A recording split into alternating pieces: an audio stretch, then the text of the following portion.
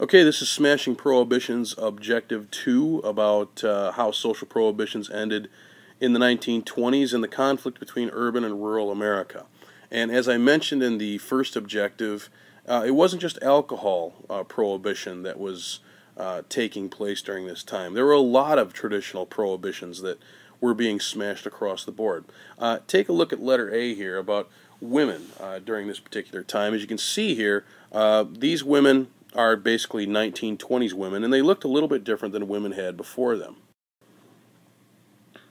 The traditional woman had been the Gibson girl, and as you can see here, she's wearing the corset and the big hat, and her hair is pulled up, dresses going all the way down to her ankles. I don't remember if you remember watching the movie Far and Away, where Joseph looks at Shannon's dress. She's wearing full boots and has just a little bit of ankle showing, not even skin, just her boot. But she tells Shannon to cover her ankles, and her mother tells her to button her collar. Well, that's because Shannon was a classic Gibson girl of the late 1800s. But by the time you get to the 1920s, now that they have the right to vote, women start seeing freedom in a lot of different areas and just choosing to break away from traditional roles. In this case, wearing short hair, having a drink, talking about sex, chasing men. These were all things that women never did in the Gibson girl days, but now feeling this newfound independent freedom, they were going to do that now. Now, of course, the most famous women of this time, if you look at A2A, arguably the most famous, are the flappers. And the flappers were the types, like I said, that were going to do everything against what the Gibson girl stood for. If the Gibson girl had long hair, flappers were going to have short hair. If the Gibson girl wore dresses down to their ankles, flappers were going to show off skin. If the Gibson girl was supposed to be seen and not heard, the flappers were going to do the same things that men did. Like I said before, drink, chase men, talk about sex, smoke, all those things. They were going to do all that stuff. And so the flapper becomes kind of the national symbol for women of the time. But women were smashing old prohibitions in other areas as well. If you take a look at A2B, this is Margaret Sanger, who led a organized birth control movement in the 1920s, which just offended almost everybody of traditional culture. And Alice Paul, who led the National Women's Party, which campaigned for an equal rights amendment. Now, this created a significant amount of debate. We hear about the Equal Rights Amendment a lot in the 1960s and the 1970s, but it actually starts back in the 20s. And the debate was among two things, that women deserved an equal rights amendment of their own, and those who said that the 14th Amendment already gave them equal rights, because the amendment said equal rights under the law for all citizens. But Alice Paul was pushing for a woman-specific amendment because she felt like they were so far behind in terms of equal rights from everybody else, even African Americans. But those weren't the only areas where prohibitions were being broken in America. The conflict between urban versus rural areas, if you take a look at letter B here, had to do with the fact that more people were moving to the cities. Now, this was a trend that had started after the Civil War, as people, if you want to jot this on the side, people were going to the cities to find factory jobs for guys like, Carnegie, Rockefeller. They were all going to work in the factories. And you remember some of the conditions in the cities. But nonetheless, the populations keep moving from rural areas to cities, and by 1920, the majority, and this is very important, underline this and know this, please, the majority of the population is now living in urban areas, not rural areas. Now, as a result, urban teenagers and rural teenagers are going to be quite a bit different. As you can imagine, teenagers in the cities have a lot more to do, a lot more people there, and a lot more trouble they can get into. And as a result, not just teens, but also women in general, and ideas about sexuality are being broken, particularly in the area of premarital sex. Once again, if you take a look at B3 here, this is kind of a big statement, but it's true. Kissing someone before the 1920s might as well have been a marriage proposal. Now, of course, that has changed a lot. And back in the 1920s is when that change really started to happen with teenagers and just general attitudes about casual sex overall. This was also considered smashing a prohibition that had always existed, although maybe not the best way or the best type of prohibition to smash. In any event, people in the country were often kind of disturbed by what was happening in the cities and liked the idea that they were far enough away from it. The problem was that some of their kids were moving to the city, learning these things, and then coming back and spreading these ideas in rural areas. Now that was something that the rural country folk didn't like. They were used to going to church and then coming back and visiting on the porch and just keeping up with local gossip and some lemonade, that type of thing, picnics and that type of stuff. They really weren't interested in city life or what the cities had to offer, and it really started to bother them when they would see those things happening. Well, if you take a look at letter C now, this conflict between city ideas and country ideas really came to a head in a little town called Dayton, Tennessee, in what was called the Scopes trial. Now, there was no national amendment that prohibited the theory of evolution, Darwin's theory of evolution, so states could do what they wanted to. And a lot of southern and rural states had made it illegal to teach the theory of evolution. Well, this guy his name is John T. Scopes, and he was a teacher in a little town called Dayton, Tennessee, and he was arrested for suggesting that the theory of evolution might exist, or even acknowledging that it might exist at all. And here's something you want to jot on the side, is that Scopes did this on purpose. He was trying to make a minor statement that blew up into something much more. He even told a friend that he was going to bring it up in class one day, and of course he was arrested and jailed for it. Now, this became worldwide news. Reporters came from all over Europe, everywhere, to cover this trial in Little Dayton, Tennessee, which is not much bigger than Cedar, if it is bigger than Cedar.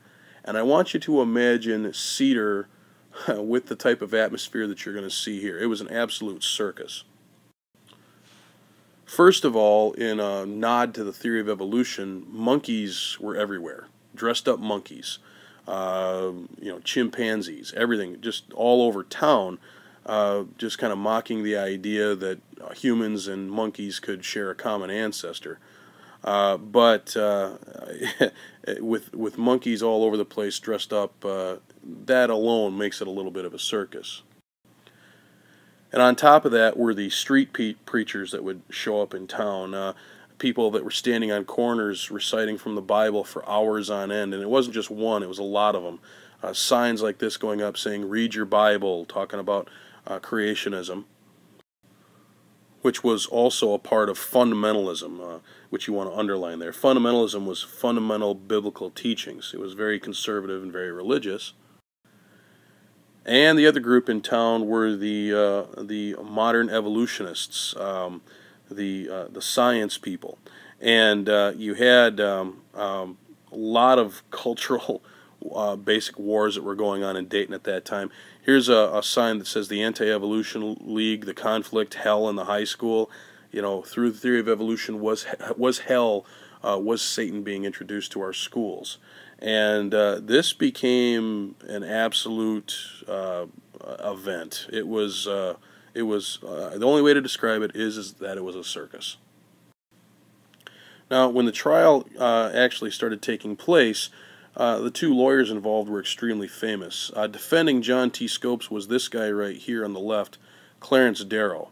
Now, he was a trial attorney from Chicago and very, very well known, defended a lot of different clients, and arguing for the fundamental biblical side was this guy, William Jennings Bryan, who you might remember from the two McKinley elections of 1896 and 1900. This was the guy that did the Cross of Gold speech for the populist movement and was running against William McKinley. He lost both times, but he would become well known as a public speaker. When it was all said and done, Scopes was found guilty, and he was fined $100. But that ruling itself would be overturned later on. But that's probably not the big thing. The ending of the trial isn't the issue. The issue was all the attention that the trial got for being a conflict of urban versus modern ideals, and that's something that I want you to jot on the side as well. Also, what happened to William Jennings Bryan. This is really the sad end to a great career. Jennings Bryan was put on the stand to defend. He actually named himself as a witness, and I want you to jot this down. He was put on the stand to defend Christianity, and basically, you know, he was an older guy by then and was made to look kind of foolish on the stand by Clarence Darrow. Jennings Bryan actually dies within a week after this trial. Just kind of a sad end to a great career.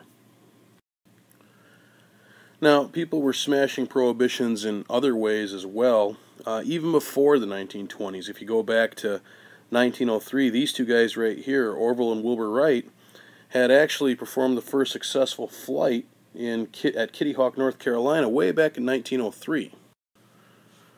Now, the flight wasn't overly elaborate by today's standards. They had raced along a glider and then let it go and managed to have the first successful flight for about 12 seconds at 120 feet. But it was a flight, and that little thing was revolutionary. Now, of course, in the 1920s, by this time, this age of, or this idea of we can do anything and the sky's the limit, took on a whole new meaning with Orville and Wilbur's invention here. Now, a lot of people had tried to fly across the Atlantic Ocean solo and had died in the attempt. And some people had made successful flights with a couple of pilots. But as far as a solo flight, this guy right here, Charles Lindbergh, was the first one to fly the Atlantic solo. You can see here that he actually, in order to do this, he wanted to raise his gas tank. So you can see there's a side window right here, but the gas tank is all raised up behind him here, and there's no front window. So a lot of times Lindbergh, you know, he just had to navigate his way there and even fly down near the ocean surface to get a spray in his face. The flight from New York to Paris in 1927 took 33 hours. And Lindbergh made it to huge cheering crowds at the Paris airport, or at the Paris landing strip, I should say, and became an instant American hero. Huge ticker tape parades, national celebrity. He was kind of the golden boy that everybody loved. But, you know, he had other problems later on. The kidnapping and murder of his son in 1932 would become a national story on the level of any major celebrity in the modern day. And we found out later that Lindbergh was a Nazi sympathizer and a polygamist. He had a family in America and had a secret family in Germany as well that he would go visit once or twice or 3 times a year, telling them that he was just on business all year long. Neither one of the families really knew about each other, and that became public after he had passed away. It turned out the golden boy had some fairly dark secrets. But that doesn't change the fact that Lucky Lindy, as he was called, and Amelia Earhart broke the boundaries of what people could do just in terms of human limits. Amelia Earhart was the first woman to fly across the Atlantic in 1928. She also later would become the first woman to fly solo from Hawaii to the Pacific coast. Unfortunately, in 1937, she attempted a trans-Pacific flight across the entire ocean and disappeared somewhere over it. To this day, we don't know what happened to her. But nonetheless, even with this tragedy, by the 1930s, air travel, commercial air travel, was becoming very, very common. So in all aspects that we're talking about here today, whether it be women or cities and things that are happening in the country, or the challenge of modern science, and what you can do in the skies. Also, here's something to jot down as well. Babe Ruth, people like that in sports, eventually Joe Louis, a black man, becoming heavyweight champion of the world. These are all different things that are prohibitions that will get smashed in this particular decade.